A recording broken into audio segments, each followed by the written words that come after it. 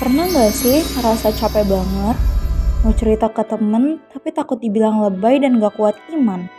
Mau ke psikolog, tapi bingung. Ada nggak ya psikolog di daerah aku? Akhirnya cuma scroll sambil nahan diri. Kondisi seperti ini ternyata dialami oleh banyak orang, terutama generasi muda. Kebutuhan terhadap layanan konseling terus meningkat seiring dengan semakin kompleksnya permasalahan yang dihadapi manusia. Namun, di Indonesia, kebutuhan ini belum sepenuhnya diimbangi dengan ketersediaan tenaga profesional kesehatan mental. Data dari Ikatan Psikolog Klinis Indonesia menunjukkan bahwa jumlah psikolog klinis terdaftar hanya sekitar 3.129 orang untuk melayani lebih dari 212 juta penduduk, dengan sebagian besar masih terkonsentrasi di Pulau Jawa. Akibatnya, masyarakat yang tinggal di wilayah pinggiran, kabupaten, dan pedesaan masih mengalami keterbatasan akses layanan psikolog. Selain persoalan akses, stigma terhadap kesehatan mental juga makin menjadi hambatan. Banyak orang masih menganggap bahwa masalah kesehatan mental dapat diselesaikan sendiri atau hanya melalui pendekatan keagamaan tanpa melibatkan tenaga profesional. Akibatnya, individu yang ingin mencari bantuan seringkali merasa malu dan ragu untuk mengakses layanan konseling. Di tengah keterbatasan dan stigma tersebut, perkembangan teknologi digital mulai menghadirkan alternatif baru dalam layanan kesehatan mental. Perkembangan teknologi digital dan internet melahirkan apa yang disebut sebagai media baru, yang ditandai dengan interaktivitas, akses informasi secara real-time, serta personalisasi layanan. Dalam bidang kesehatan, media baru menghadirkan inovasi berupa telemedicine, yaitu layanan konsultasi kesehatan jarak jauh melalui perangkat digital. Dalam konteks kesehatan mental, telemedicine memungkinkan individu untuk melakukan konseling tanpa harus hadir secara fisik di hadapan psikolog. Indonesia sendiri memiliki potensi besar dalam pengembangan layanan ini, mengingat lebih dari 200 juta penduduknya menggunakan internet. Salah satu bentuk pemanfaatan telemedicine dalam layanan kesehatan mental adalah aplikasi Relief.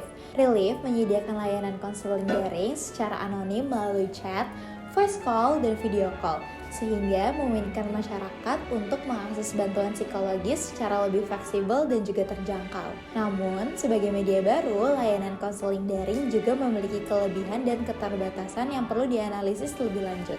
Setelah memahami latar belakang dan konteks Relief terhadap layanan konseling daring, pertanyaan selanjutnya adalah bagaimana aplikasi ini digunakan dan dimaknai oleh penggunanya, serta bagaimana proses komunikasi berlangsung melalui media digital. Untuk menjawab hal tersebut, kami akan membagi analisis ini ke dalam dua perspektif, yaitu perspektif pengguna menggunakan teori uses and gratification, serta perspektif psikolog menggunakan teori computer mediated communication. Teori uses and gratification memandang khalayak sebagai individu yang aktif dalam memilih dan menggunakan media untuk memenuhi kebutuhan tertentu. Artinya, pengguna tidak hanya menerima media secara pasif, tetapi memiliki motivasi dan tujuan dalam penggunaannya. Untuk melihat secara nyata, kami mendengarkan secara langsung pengalaman pengguna Relief. Awal mulanya tuh aku pakai aplikasi Relief itu kayaknya sekitar 1 tahun yang lalu deh kalau nggak salah. Itu juga karena lagi ngerasa capek aja sih sama aktivitas yang lagi dilakuin, kayak kerjaan terus sama akademik gitu kan, jadi tambah pusing. Tapi jujur sih sebenarnya masih takut kayak buat ke psikolognya langsung, karena kan pertama tuh mungkin kayak bingung gitu ya mulai dari mananya kalau harus ke psikolognya langsung. Dalam konteks aplikasi Relief, pengguna secara sadar memilih layanan konseling secara daring untuk memenuhi berbagai kebutuhan psikologis dan juga praktis. Terus juga aku itu jadi lebih ngerti sih sama apa yang lagi aku rasain secara Secara kognitif, Relief membantu pengguna memperoleh pemahaman mengenai kondisi kesehatan mental yang mereka alami melalui informasi dan juga interaktif dengan psikolog. Waktu pakai aplikasi Relief ini tuh aku ngerasa ya lebih safety aja gitu, karena kan biasanya kalau di aplikasi Relief ini bisa anonim kan sistemnya gitu. Secara emosional, konseling daring memberi ruang aman bagi penggunanya untuk mengekspresikan perasaan, kecemasan, dan juga stres, terutama karena adanya anonimitas. Enaknya pakai aplikasi Relief ini tuh lebih fleksibel kali ya, kan kalau misalnya kita ke psikolog langsung harus atur jadwal dan segala macamnya. Tapi kalau misalnya pakai aplikasi ini tuh kayak lebih fleksibel aja, kita bisa konseling dari mana aja. Selain itu, fleksibilitas waktu dan tempat juga membuat pengguna merasa lebih didengar dan juga terbantu, sekaligus memenuhi kebutuhan praktis dalam kehidupan sehari-hari. Selanjutnya, analisis akan dilihat dari perspektif psikolog menggunakan teori Computer Mediated Communication. Teori ini membahas bagaimana proses komunikasi manusia berlangsung melalui media digital, serta bagaimana teknologi mempengaruhi cara pesan disampaikan dan dimaknai. Untuk memperdalam analisis ini, kami mendengarkan pandangan langsung dari psikolog Relief. Saya lulus 2018, saya join 2019. Dulu itu medianya baru chat. Terus janjian jadwal itu masih secara manual. Seiring berjalannya waktu, kayaknya 3-4 tahun terakhir, itu baru buka call sama video call.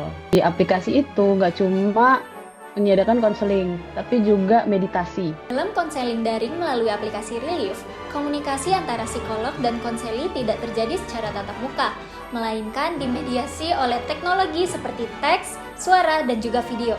Hal ini mempengaruhi cara psikolog membangun relasi terapeutik, memahami emosi konseli, serta mengekspresikan empati. Adanya konseling di Relief, di aplikasi secara online dengan konseling secara tatap muka. Komunikasi itu kan ada secara bahasa, ada maksudnya pesannya, ada verbal, non-verbal, ada body language-nya, ada emosinya, ada intonasi gitu ya. Tapi kalau chat tuh jelas terbatas gitu. Ketika online kan kita punya keterbatasan kayak cuman, apalagi chat ya, chat tuh cuma ketikan loh gitu. Terus kayak ada waktu delay harus bales, nunggu bales gitu ya. Terus kadang saya juga kadang aplikasi nggak responsif gitu-gitu deh. Ada selalu tantangan teknologi gitu. Tapi karena manfaatnya lebih besar, ya ini terus berjalan gitu. Itu juga mungkin walaupun saya ada tatap muka gitu ya, si online-nya tetap saya pertahankan. Walaupun tadi kayak misalnya sangat terjadwal segala macam gitu, ya tetap. Melalui media berbasis teks, konseli memiliki ruang untuk menyusun pikiran dan perasaannya secara lebih reflektif. Namun di sisi lain, psikolog tidak dapat secara langsung mengamati bahasa tubuh, ekspresi wajah, dan isyarat nonverbal lainnya. Oleh karena itu, dalam kerangka teori CMC, psikolog dituntut untuk mengembangkan strategi komunikasi yang berbeda, seperti penggunaan bahasa yang lebih eksplisit, respons yang empatik secara verbal, serta klarifikasi berulang untuk memastikan pemahaman yang tepat. Kenapa saya bertahan di online sekian lama? Karena dari online ini saya bisa menjangkau banyak orang dari seluruh Indonesia, bahkan ada yang dari Amerika pernah, baru-baru ini malah. Ya, orang Indo terus dia lagi kuliah di Amerika gitu ya, dia pakai gitu. Terus Indonesia Timur kayak di Sulawesi gitu tuh terjangkau. Kayak waktu itu dari mana ya? Saya tuh nggak tahu nih kabupatennya ya gitu. Ketika saya browsing, oh ini dari Sulawesi gitu ya. Saya belum pernah dengar nama kabupatennya. Terus terjangkau nih dengan aplikasi ini gitu. Jadi tujuan utamanya adalah itu. Meskipun memiliki keterbatasan, komunikasi berbasis komputer juga menawarkan keunggulan, seperti fleksibilitas serta jangkauan layanan yang lebih luas. Hal ini menunjukkan bahwa efektivitas konseling daring sangat bergantung pada kemampuan psikolog dalam beradaptasi dengan karakteristik media digital.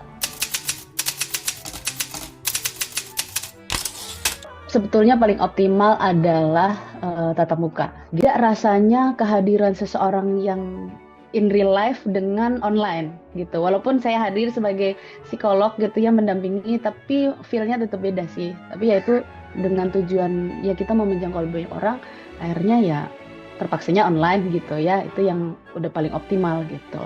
Tetap yang diutamakan tuh tatap muka gitu. Tapi kalau ada keterbatasan, online bukan pilihan yang buruk. Ngerasa ini udah di luar kapasitas saya gitu ya, saya akan refer.